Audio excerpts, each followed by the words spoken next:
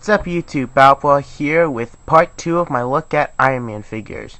This is for the Iron Man 3 toy line, and these are my opinions on what we've seen so far. And I highly recommend going to see part 1 because it had a lot of the figures I was most excited for.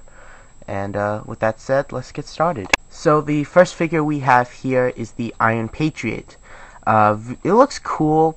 I do like the paint scheme on it.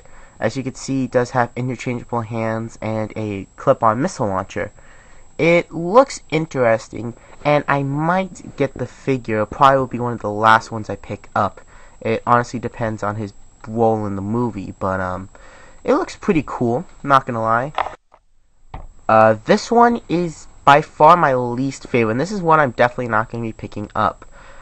This is a very weird Iron Man armor. If you have the Iron Man 2, I think it was the hyper stealth armor, it was along that lines.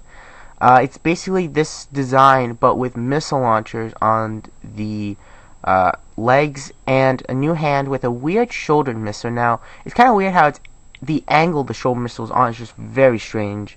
I really don't like this, and this is one I'm not gonna get. I don't recommend getting this one at all, but that's just my opinion. This armor is really cool. I believe this will be a kind of Arctic design.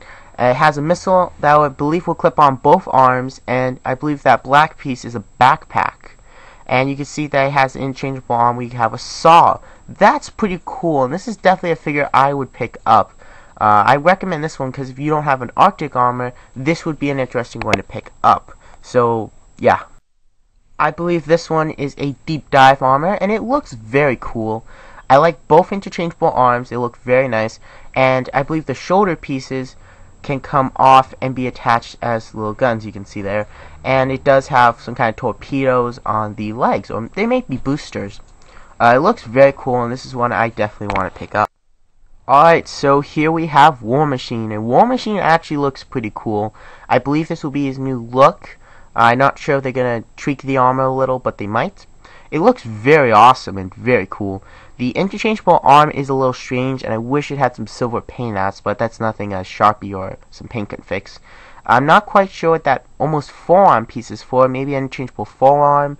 That would be kind of strange. It does have the Gatling gun, which is kind of cool. It's very unique how it looks. I saw some better images online, but those were videos and I couldn't find any good pictures. But it does look cool. The only problem is that it looks cool, but it doesn't connect properly. It should be much higher on the shoulder, but unfortunately it's not.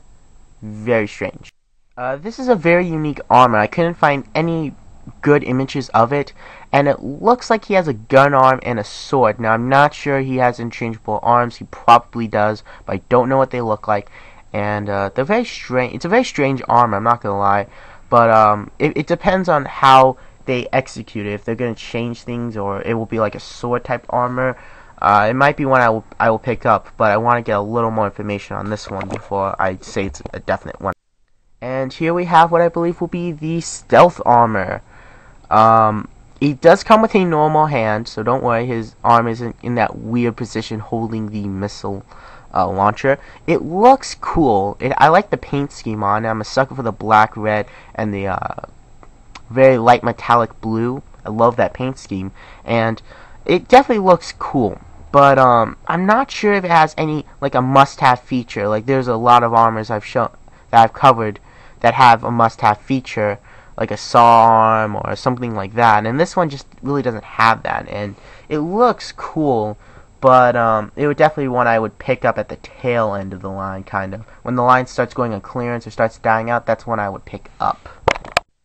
And that's my look at the Iron Man 3 toy line. Stay tuned for part 3 where I cover just a couple more figures. And this is definitely a toy line I am going to be excited for.